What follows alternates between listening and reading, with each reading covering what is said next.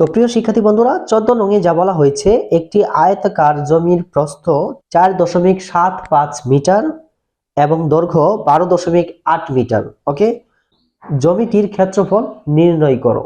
তার মানে এই যে আয়তাকার জমিটা আছে, এই জমিটার ক্ষেত্রফল আমাদের বের করতে হবে। ওকে, তাহলে এই অঙ্কটি করতে গেলে আমাদের ক্ষেত্রফল নির্ণয়ের যে সূত্রটি আছে, তার মানে আয়তের যে ক্ষেত্রফল নির্ণয়ের সূত্রটি আছে, সেটা অবশ্যই আমাদের জানা থাকতে হবে। ওকে, তো প্রিয় শিক্ষার্থী বন্ধুরা, এই অঙ্কটা আমরা কিভাবে করতে পারি? প্রথমে লিখবো, দেওয়া আছে, কি লিখবো? আয়তাকার জমির কি দেওয়া আছে বলতো? প্রস্থ। প্রস্থ কত?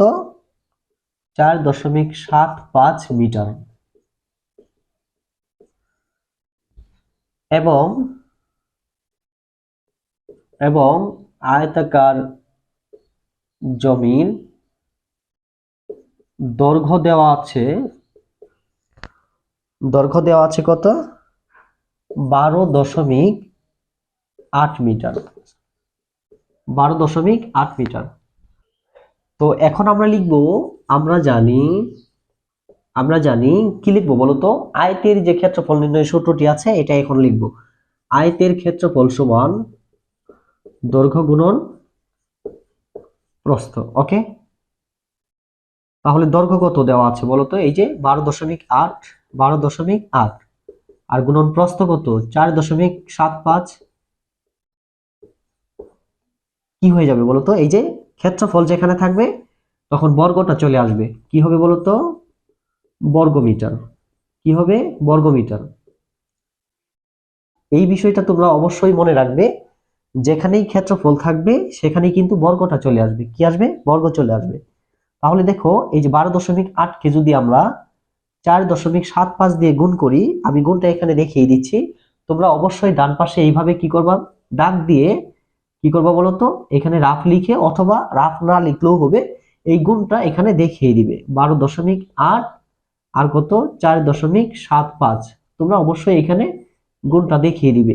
আমার যেহেতু এখানে জায়গাটি কম, আমি এখানে তোমাদের গুণটি দেখিয়ে দিচ্ছি। 12.8 গুণ হলো 4.75। দশমিকের গুণ আর আমরা স্বাভাবিকভাবে যে গুণটা করি, একই নিয়ম। আমরা শুধু গুণ ফলটা নামানোর পরে দশমিকের পরে যে কয়টা ঘর থাকে, ওই ঘর পরে আমরা কি করব? গুণ ফলের জায়গায় দশমিকটা বসিয়ে দিব। দশমিকের গুণ সম্পর্কে তোমরা যদি ভিডিও চাও, অবশ্যই আমি সেটি নিয়ে ভিডিও করব। ওকে, দেখো, 5 আটে কত? 40 শূন্য, হাতের 4, 5 দুগুণে 10 আর 4 14, 4 হাতের 1, 5 একে 5 আর একে কত হয়? 6। 11 কাটা, 7 আটা 56, 6 হাতের 5। ওকে, 7 দুগুণে 14 আর 5 কত হয়? 19, হাতের 1, 7 একে 7 আর একে কত হয়? 8। 2 ঘর কাটা, 4টা 32 2 হাতের কত? 3। 4 দুগুণে 8 আর 3 11, 1 হাতের কত? 1, 4 একে 4 আর একে 5 হয়। এখন এটা যোগ করো, কত হয়? 0। 6 4 10 0 হাতের 1, 3 9 3 12 আর 6 কত হয়? 18 8 হাতের হলো 1 2 10 0 হাতের 1 কত হয়? 6। এখন দেখো, এই যে উপরের যে সংখ্যাটা আছে, এটার নাম কি বলতো? এটা গুণ্য। আর নিচেরটা কি? গুণক, তাই কি না? তাহলে গুণকে দেখো দশমিকের পরে 2 ঘর, আর গুণ্যতে হলো দশমিকের পরে 1 ঘর। তাহলে 1 আর এখানে 2টা, 1 ঘর আর এখানে 2 ঘর, তাহলে কত হলো? 3 ঘর। তাহলে আমরা 3 ঘর পরে দশমিক দিব, মানে গুণ ফলের জায়গায় আমরা কি করব? 3 ঘর পরে দশমিক দিব। তার মানে হলো ডান পাশ থেকে 3 ঘর। হ্যাঁ, ডান পাশ থেকে আমরা 3 ঘর পরে দশমিক দিব। তাহলে কত হলো বলতো? 60.800। 60.800 কি বলতো? এটা বর্গমিটার। কি এটা? বর্গমিটার। এখন দেখো কি বলছে এখানে? এখানে বলছে জমিটির ক্ষেত্রফল নির্ণয় করো। তাহলে কি লিখবো আমরা? উত্তর, অথবা আমরা অতএব দিয়ে লিখতে পারি, অতএব ক্ষেত্রফল, অথবা সুতরাং দিয়েও লিখতে পারি।